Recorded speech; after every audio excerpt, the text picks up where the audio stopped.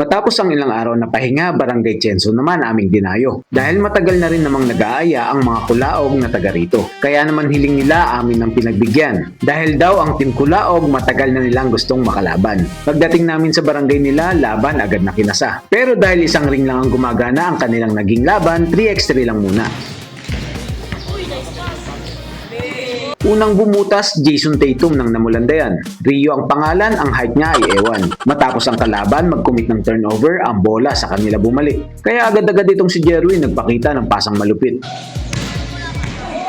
Matapos ang score na 2-0, kanilang kalaban muling sumubok. Para naman ang unang score kanilang makuha. Sa larong to, si Jerwin mukhang ganadong magpasa. Lahat ng binibitawan, pang top place talaga. Kasama na yung traveling niya. Sa tagtong to, kanilang pagkuha ng rebound talagang kay ganda. Akala mo nanonood ka ng slam dunk, kulang na lang, buhok na pula. At matapos ng magandang rebound, bola na agaw ng kalaban. Sa pagtirang to, score nila 3-2 na.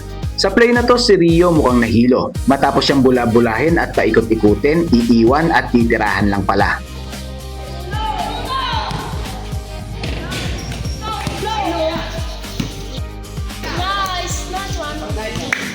Nung unang bumikada ang batang to, akala ko tsamba. Kaya naman dito, inulit niya, patunay lang na may tira siya talaga.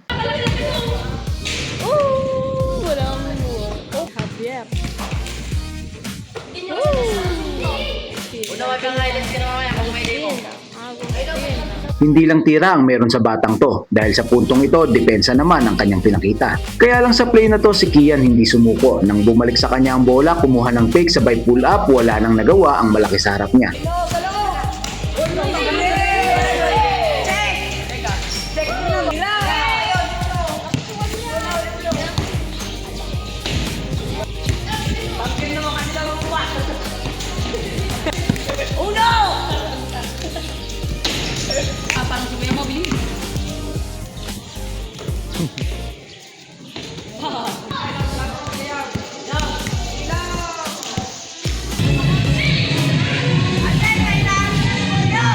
Sa parting ito, si Titing sumisigaw na dahil yung mga magzuzumba nagdadatingan na.